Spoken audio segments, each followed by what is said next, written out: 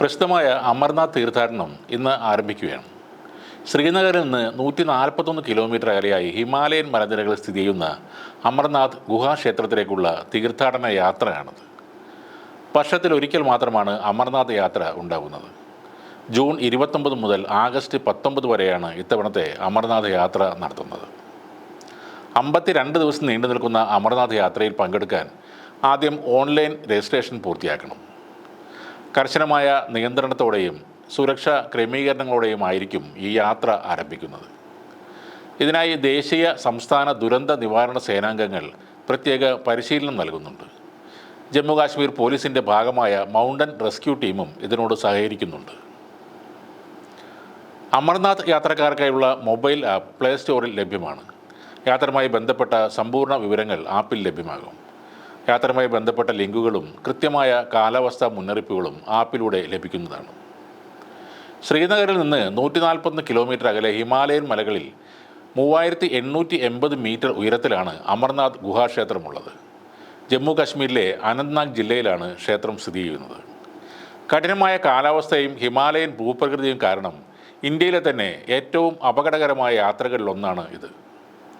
ശിവൻ തൻ്റെ അമരത്വത്തിൻ്റെ രഹസ്യം പാർവതിക്ക് വെളിപ്പെടുത്തിയ സ്ഥലം എന്ന് വിശ്വസിക്കപ്പെടുന്ന അമർനാഥിൽ വർഷത്തിൽ ഈ പ്രത്യേക സമയത്ത് മാത്രമാണ് പൂജകൾ നടക്കുന്നത്. പ്രകൃതി നിർമ്മിതമായ ഈ ഗുഹാക്ഷേത്രം വർഷത്തിൽ കൂടുതൽ സമയവും മഞ്ഞ് മൂടിയ നിലയിലാണ് കാണപ്പെടുന്നത്.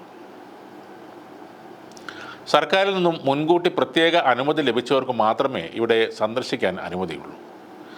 ഇന്ത്യൻ സൈന്യത്തിൻ്റെ കർശനമായ സുരക്ഷയിലാണ് തീർത്ഥാടകർ ക്ഷേത്രത്തിലേക്കുള്ള യാത്ര നടത്തുന്നത്.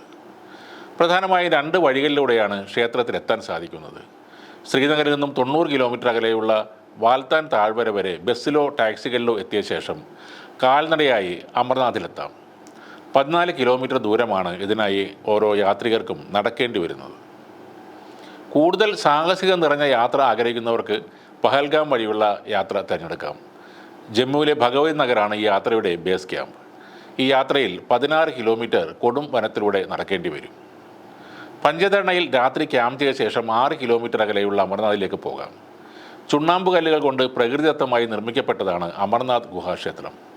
150 അടി ഉയരവും 90 അടി വീതിയും ഈ ഗുഹയ്ക്കുണ്ട്. ഇപ്പോൾ അമർനാഥിലേക്ക് ഹെലികോപ്റ്റർ സർവീസും ലഭ്യമാണ്.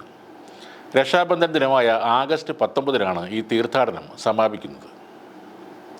പലപ്പോഴും തീർത്ഥാടകർക്ക് നേരെ ഭീകരവാദികളുടെ ആക്രമണം ഉണ്ടാകാറുണ്ട്. കനത്ത സുരക്ഷാ ഏർപ്പാടുകൾ സർക്കാർ ഏർപ്പെടുത്താറുമുണ്ട്.